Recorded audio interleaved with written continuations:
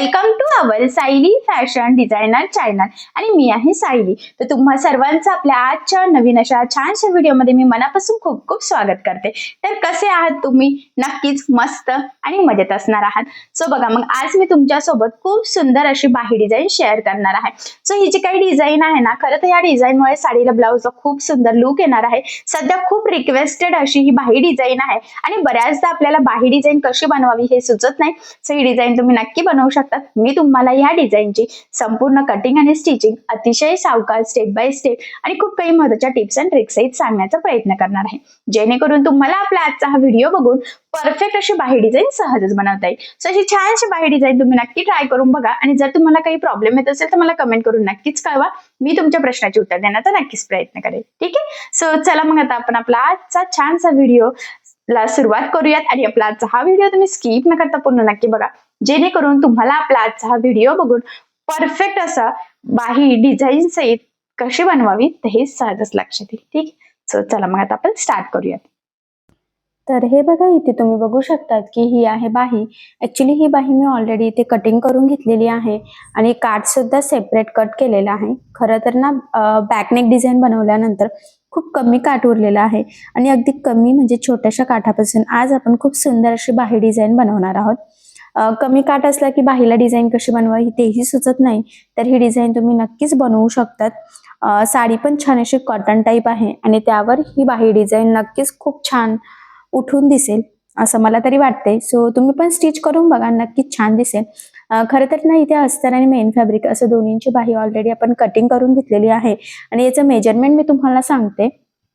तर ही जी काही बाही आहे ना, त्याची बाही लांबी आहे टोटल 8.5, अर्धा इंच आपण यामध्ये मार्जिन घेतलेली आहे आणि बाहीची घडी सुद्धा इथे बघा 6.5 तयार झालेली आहे। खरं तर ती 7.5 होती, ठीक आहे, म्हणजे 1 इंच कमी होत असते आणि वरती कॅप हाईट आपण घेतलेली आहे 3 इंच, कारण की बाहीची लांबी भरपूर सारी आहे, सो त्यामुळे।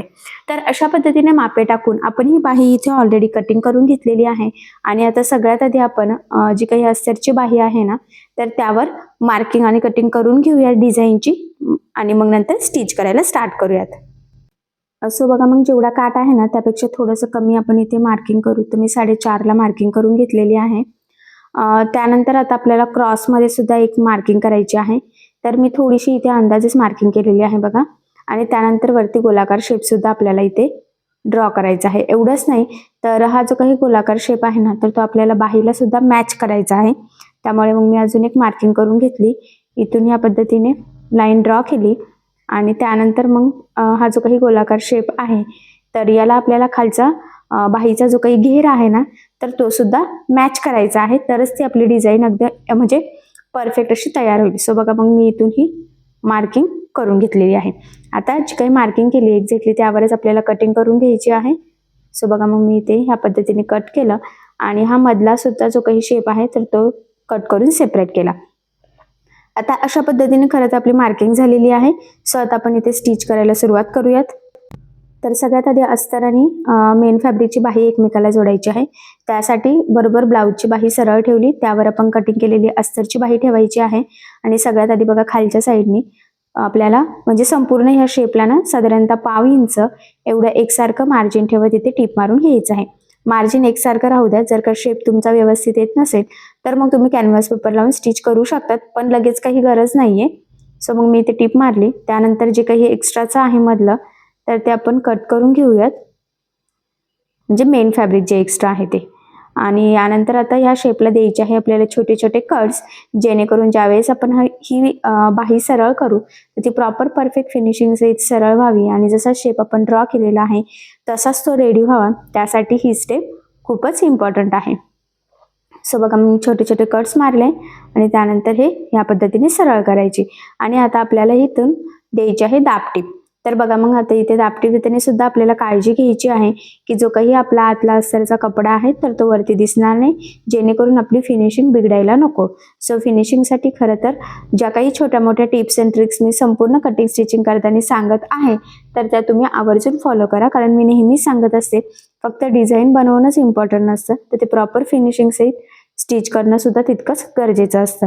आणि बघा, मग फायनली एकदम परफेक्ट असं आपलं हे शेप रेडी झाला. त्यानंतर आता आपण अस्तरची बाही आणि मेन फॅब्रिकची बाही एकमेकाला कडेकडेने जोडून घेऊयात.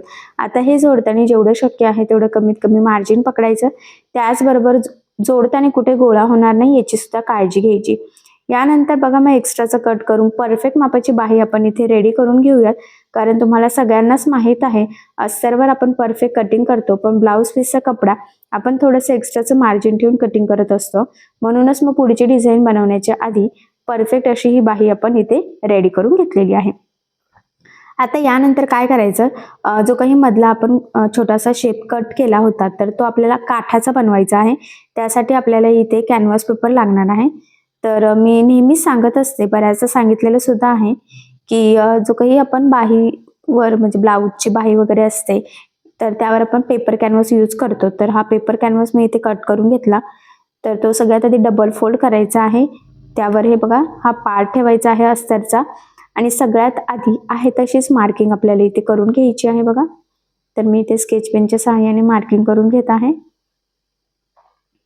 आणि आता यानंतर एक्स्ट्रा पण घेतलेला आहे साईडनी, ठीक आहे. आणि तीच मार्किंग इकडे सुद्धा फेंट फेंट दिसते तर ती सुद्धा आपण इथे डार्क करून घेतली, जेणेकरून सेंटरपासून दोन्ही साईडनी आपली परफेक्ट असं पॅच तयार व्हावं खरं तर यासाठी. आता काय करायचं आहे बघा, काठाचं उभा यूज करूयात आपण आणि त्यासाठी आपल्याला ना थोडंसं अस्तर पण लागणार आहे. तर ते सुद्धा आपण इथे कट करून घेऊयात. खरं तर जेवढं लागणार आहे ना तेवढंच कट करूयात. म्हणजे एकदम शेपमध्ये नाही केलं कट, डायरेक्ट केलेलं आहे, ठीक आहे. आता सगळ्यात आधी आपल्याला बघा इथे काठ ठेवायचा आहे. त्यानंतर त्यावर आपण ठेवलेला आहे अस्तर आणि मग नंतर ठेवायचं आहे कॅनव्हास पेपर. आणि सगळ्यात आधी खालचा जो काही गोलाकार शेप आहे तिथे टीप मारून घेतली. त्यानंतर आता हे एक्स्ट्राचं कट करायचं आणि आता हे कट केल्यानंतर जो काही गोलाकार शेप आहे ना तिथे एक दोन छोटे छोटे कट्स मारायचे, म्हणजे ते एकदम परफेक्ट असा आपला शेप तयार व्हावा यासाठी. आणि हे सरळ करून घेतलं. आता इथे द्यायची आहे आपल्याला दाबटीप. सो इथे सुद्धा दाबटीप देताना आतला अस्तरचा कपडा वरती दिसणार नाही याची आपल्याला काळजी घ्यायची आहे. आणि परफेक्ट शेप तयार झाल्यानंतर कडेकडेने कॅनव्हास पेपर, अस्तर आणि काठाचा पार्ट एकमेकाला आपण जोडून घेतला. जोडल्यानंतर कडेचे जे काही होतं ना एक्स्ट्राचं तर ते आपण इथे कट करून घेतला, ठीक आहे. आता हा जो काही पॅच आहे तर हा बरोबर ठेवून घेतला आहे, जो काही आधीचा अस्तरचा आहे तो. आणि मग तीच मार्किंग अगदी परफेक्ट करायची, म्हणजे आपल्याला जोडणं सोपं जाईल. आणि मग सगळ्यात आधी ह्या गोलाकार शेपला बघा मी इथे छान अशी टिकली वर्कची फॅन्सी लेस घेतलेली आहे आणि ती खाली फक्त गोलाकार शेपलाच लावायची आहे, ठीक आहे. आणि त्याला डबल टिप देऊन घेते, म्हणजे ती एकदम पॅक लागली जाईल आणि फिनिशिंग सुद्धा मस्त यावी यासाठी. आता बघा हा पार्ट बरोबर इथे ठेवायचा आहे. मार्किंग तर आपण ऑलरेडी केलेली आहे त्यामुळे मग आपल्याला अंदाज येईलच. सुरुवातीला डबल टिप देऊन लॉक करायचं आणि अगदी बरोबर जी मार्किंग होती त्यावरच जोडून घ्यायचं, म्हणजे कमी जास्त होण्याचे चान्सेसच राहणार नाही. आणि इथे डबल टिप देऊन लॉक सुद्धा करून घेतलं. आता हे लावल्यानंतर काय करायचं, इथे जो काही वरचा शेप आहे ना तिथे सुद्धा लेस लावायची आहे. तर तीच लेस मी इथे यूज करते, फक्त ना डायरेक्शन बदलायचं आहे, म्हणजे खालच्या साईडने टिकली न घेता वरच्या साईडने घ्यायचं, म्हणजे कसं ना डिझाईनला पण छान असं लुक यावं यासाठी. आणि याचा काठ सिल्वर होता, सो म्हणून आपण सिल्वर लेस इथे यूज केलेली आहे. जर का तुमचा काठ गोल्डन असेल, कॉपर गोल्डन असेल तर मग जसं मॅच होईल तशी लेस तुम्ही तिथे यूज करू शकता, किंवा साडीला मॅचिंग एखादी कॉन्ट्रास्ट लेस जरी यूज केली तरी सुद्धा चालेलच, ठीक आहे. आणि बघा मग इथे एकदम परफेक्ट अशी आपण लेस कडेकडे लावून घेतली. एक्स्ट्राची मी इथे कट करून घेतली. आता ह्या लेसला सुद्धा दुसऱ्या साईडने टीप द्यायची आहे. ॲक्च्युली मी नेहमीच सांगत असते, लेस जाड बारीक कशीही असो, शक्य असल्यास दोन्ही साईडनी टीप देऊन घ्यायची. त्याचे 2-3 फायदे असतात. सगळ्यात महत्त्वाचं म्हणजे लेस पॅक लागली जाते, ती वरती तरंगत सुद्धा नाही, आणि सगळ्यात इम्पॉर्टंट म्हणजे फिनिशिंग सुद्धा खूप सुंदर येते. सो बघा मग फायनली खूप सुंदर अशी छोट्याशा काठापासून कोपऱ्यापर्यंत बाहीवर आपण ही डिझाईन बनवलेली आहे. बऱ्याचदा काय होतं की काठ कमी असतो आणि बाही सुद्धा कोपऱ्यापर्यंत असते, अशा वेळेस डिझाईन कशी बनवावी हे सुचत नाही. तर ही डिझाईन तुम्ही नक्की ट्राय करू शकतात. लेस पण खूप सुंदर वापरली आहे, त्यामुळे आपल्या ह्या बाही डिझाईनला अजून सुंदर लुक आला. आणि खरं तर घातल्यावर सुद्धा बाही खूप छान दिसणार आहे. आणि नक्कीच या छानशा बाही डिझाईनमुळे आपलं साडी आणि ब्लाऊज खूप सुंदर दिसेल. सो अशी छानशी डिझाईन तुम्ही नक्की ट्राय करून बघा. अगदी सोपी पद्धत आहे. जरी तुम्ही नवीन शिकत असाल, तुम्हाला डिझाईन येत नसेल, तरी सुद्धा तुम्ही आपला आजचा हा व्हिडिओ बघून अशी डिझाईन सहजच बनवू शकतात आणि घातल्यावर बघा त्याचं लुक या पद्धतीने दिसणार आहे.